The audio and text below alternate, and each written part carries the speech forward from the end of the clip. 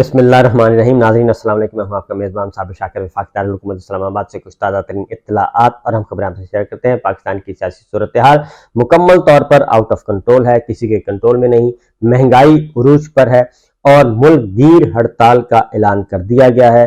نہ صرف تاجروں نے کیا ہے بلکہ وکلا بھی اس میں شریک ہیں, سیاسی جماعتیں بھی اس میں شریک ہو رہی ہیں اور ملک بھر میں ایک تحریک برپا ہونے والی ہے اور وہ تحریک ہے مہنگائی کے خلاف اور بجلی کے بلوں کے خلاف. اور یہ تحریک شروع ہوتی ہے تو پھر سٹارٹ کسی اور مسئلے پہ ہوتی ہے, اختتام کسی اور مسئلے پہ ہوتا ہے. اس لیے آنکھیں کھلی رکھیے, دیکھتے رہیے کہ یہ جو کچھ ایک اپنی پسند کا ایک سیٹ اپ لانے کی کوشش کی جا رہی تھی, طویل دورانیے کا نگراں سیٹ اپ لانے کی کوشش کی جا رہی تھی, اب آہستہ آہستہ ان تمام غباروں سے ہوا نکلنی ہے. اس کی وجہ ہے کہ چومکھی لڑائی سٹارٹ ہو چکی ہے. چومکھی لڑائی سٹارٹ ہو چکی ہے جس میں بڑے بڑے پلیئرز اس وقت میدان میں کودنے والے ہیں اور عمران خان صاحب جو کہ سب سے بڑے اس وقت سیاست کے دلہا ہیں, ان کو پابند سلاسل کیا ہوا ہے, ان کو جیل میں بند رکھا ہوا ہے. کل توشہ خانہ کا جو کیس تھا وہ تو غبارہ پھٹ گیا اور اس میں اسلام آباد ہائی کورٹ نے ان کو رہائی کا حکم دے دیا, سزا سسپینڈ کر دی. اس کا ابھی ضابطے کی کارروائی آج مکمل ہونی ہے, لیکن خاموشی سے عمران خان صاحب کو ایک اور مقدمے میں گرفتار کر لیا گیا اور وہ تھا سائفر کا مقدمہ.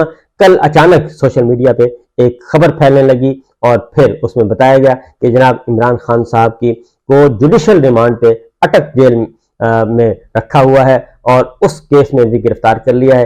اس کا نہ عمران خان صاحب کو پتا تھا, نہ ان کے وکلا کو پتا, نہ عمران خان صاحب کبھی اسپیشل جج کے سامنے پیش ہوئے اور نہ ہی کبھی ان کو پیش کیا گیا. اس لیے یہ تمام کے تمام جتنے بھی اقدامات تھے, سپریم کورٹ کے فیصلے موجود ہیں, یہ سب کچھ غیر قانونی طور پہ سب کچھ کیا جا رہا ہے. نمبر 1, کیونکہ سائفر کیس میں کسی بھی مقدمے میں اگر آپ نے گرفتار کرنا ہے تو میجسٹریٹ کے سامنے, جج صاحب کے سامنے پیش کیا جاتا ہے اور پھر ریمانڈ لیا جاتا ہے اور اس کے بعد وہ گرفتاری عمل میں آتی ہے. لیکن یہاں پہ تو ایک اچانک پراسرار طریقے سے یہ کہا گیا کہ جناب ایک پیپر, وہ بھی سوشل میڈیا کو دیا گیا مختلف ذرائع نے, یعنی کہ وہ ذرائع جنہوں نے عمران خان صاحب کو گرفتار کروایا, ان ذرائع نے میڈیا کو خبر دینے کے بجائے سوشل میڈیا پہ وہ ایک خبر ریلیز کروائی اور اس کے بعد آہستہ آہستہ یہ بات پتہ چلی کہ جناب 15 تاریخ سے عمران خان صاحب کی گرفتاری ڈالی ہوئی ہے, 15 اگست سے.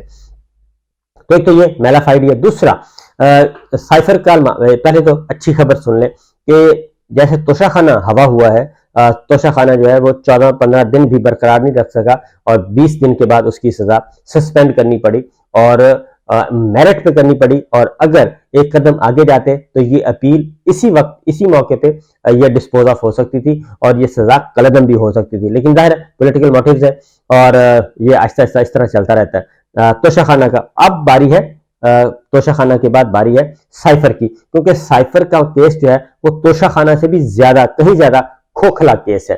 اور توشہ خانہ میں سائفر میں ایک اور ڈیولپمنٹ ہوئی ہے کہ وعدہ معاف گواہ ابھی تک نہیں ملا سرکار کو. اعظم خان صاحب جو کہ پرنسپل سیکرٹری تھے, ان کو گرفتار بھی کیا گیا, لاپتہ بھی کیا گیا, ان کے بارے میں خبریں بھی بہت پھیلائی گئیں اور ان کے بارے میں کچھ خبریں فیڈ بھی کی گئیں. لیکن اعظم خان صاحب ابھی تک ڈٹے ہوئے ہیں اور انہوں نے عمران خان کے خلاف کسی بھی قسم کا گواہ بننے, جس کو ایک سلطانی گواہ کہتے ہیں, وعدہ معاف گواہ کہتے ہیں, وہ وعدہ معاف گواہ بننے سے بھی انکار کر دیا ہے اور بتیاں بجھ چکی ہیں. دوسری جانب اسد عمر صاحب ضمانت پر رہے ہیں سائفر کیس میں ہی اور انہوں نے بھی ایسی معذرت کی ہے کہ وہ بھی اس طرح کے کسی گندے کھیل کا حصہ نہیں بنیں گے. شاہ محمود قریشی صاحب ہیں, وزیر خارجہ ہیں پاکستان کے, میرا خیال ہے کہ دوسرے وزیر خارجہ ہوں گے جو گرفتار ہوئے ہیں. پہلے وزیر خارجہ ذوالفقار علی بھٹو صاحب تھے, ان کو گرفتار کیا گیا تھا.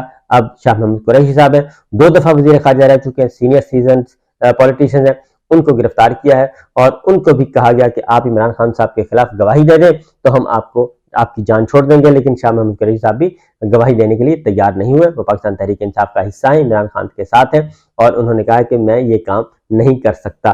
اس طریقے سے عمران خان صاحب کے خلاف کوئی بھی سلطانی گواہ بننے کے لیے تیار نہیں ہے تمام تر کوششوں کے باوجود. اب عمران خان صاحب کو جیل میں رکھا ہوا ہے, 15 تاریخ سے یہ گرفتاری ڈالی ہوئی ہے, کسی کو نہیں پتا, نہ عمران خان صاحب کو پتا, نہ عمران خان صاحب کے وکلا کو پتا.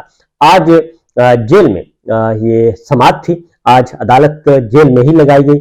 خصوصی عدالت کے خصوصی جج اسلام آباد سے روانہ ہوئے، اٹک جیل میں گئے اور وہاں پہ ڈپٹی سپرنٹینڈنٹ جیل کے کمرے میں عدالت لگائی گئی، اور پہلے جو وکلا تھے عمران خان صاحب کے، ان وکلا کو پہلے پولیس ناکے جیل کے باہر روکے رکھا، اور یہ ایک گندی عادت ہوتی ہے ان کی اور کچھ بھی نہیں ہے۔ عمران خان صاحب کے ساتھ جتنے بھی ملاقاتی جاتے ہیں ان کو تنگ کرتے ہیں، ایون ان کی اہلیہ کو بھی تنگ کیا گیا، کل ان کو بھی روکا گیا، پھر ان کی بہنیں گئیں عظمیٰ خان اور علیمہ خان، ان کو بھی کافی دیر تک روکے رکھا۔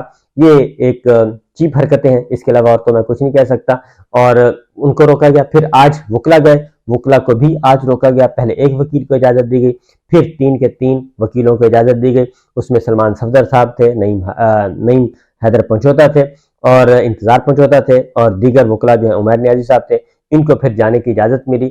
اندر عدالت لگی اور عدالت میں جج صاحب کو خاص طور پہ ریمانڈ جو ہے جوڈیشل ریمانڈ اس کی توسیع کر دی گئی 13 ستمبر تک، جبکہ وکلا نے ان کی بعد از گرفتاری درخواست ضمانت جو ہے وہ بھی فائل کی ہے، اور آئندہ سماعت پہ ان کی درخواست ضمانت بھی سنی جائے گی۔ 13 تاریخ تک ان کو جوڈیشل ریمانڈ پہ عمران خان صاحب کو بھیج دیا گیا ہے۔ اس طریقے سے یہ ایک ڈرامہ چل رہا ہے اور اس کے علاوہ کچھ نہیں ہے۔ سلطانی گواہ مل نہیں رہا، یہ توشہ خانہ جو کہ توشہ خانہ سے بھی بدترین قسم کا یہ کیس ثابت ہوگا۔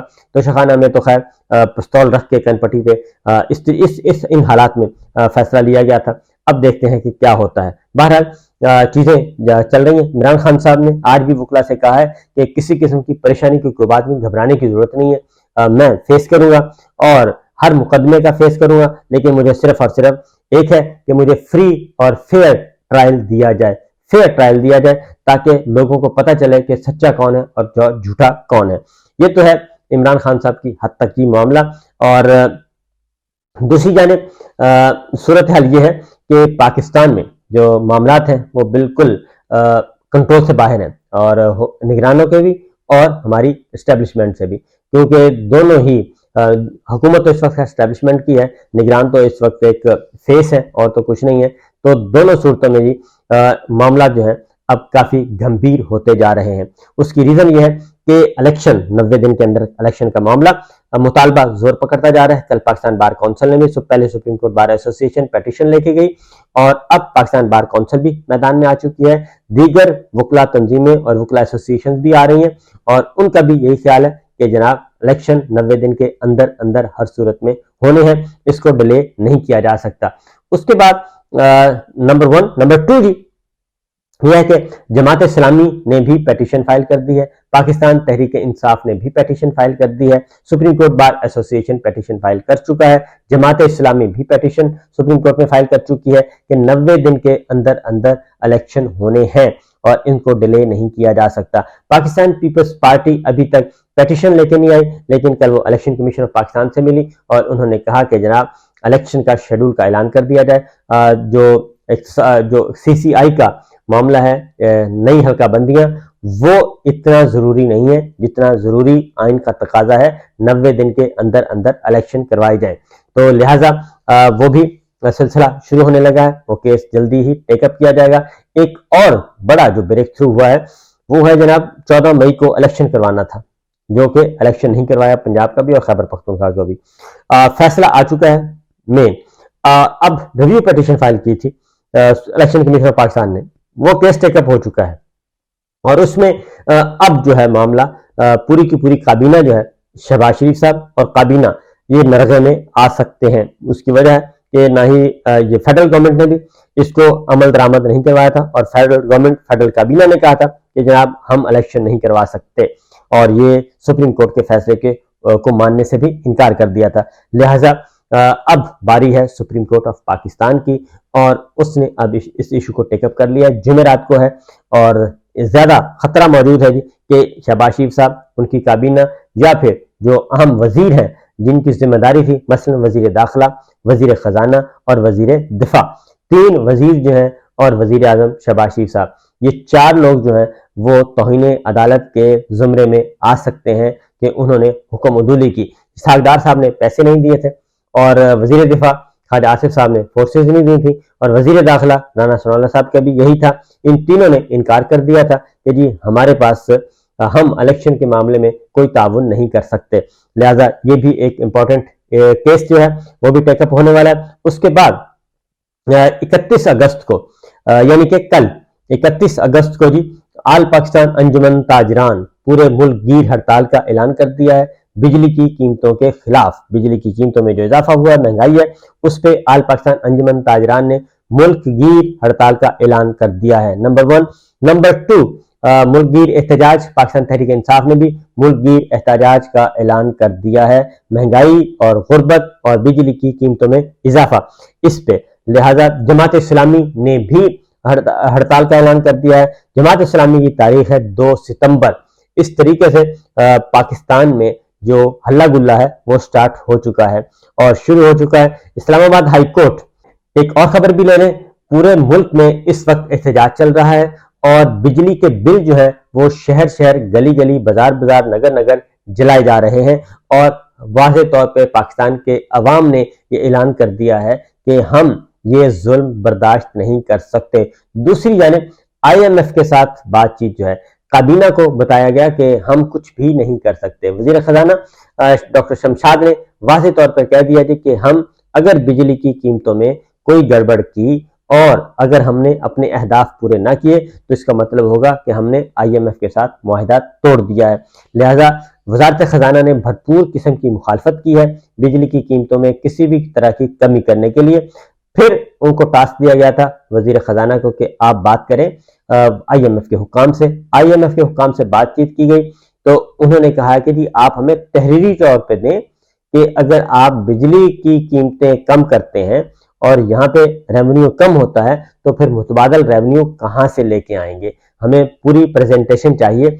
इसी तरीके से हम ऐसे नहीं आपको इजाजत देंगे, क्योंकि इनका ख्याल था कि IMF से बात की जाए और IMF से कीमतें कम करवाई जाए बिजली की। तो ये है हमारी ऑटोनॉमी, ये है हमारी खुद मुख्तारी कि बिजली की कीमतें कम करनी है तो उसके लिए हमें IMF से इजाजत लेना पड़ेगी।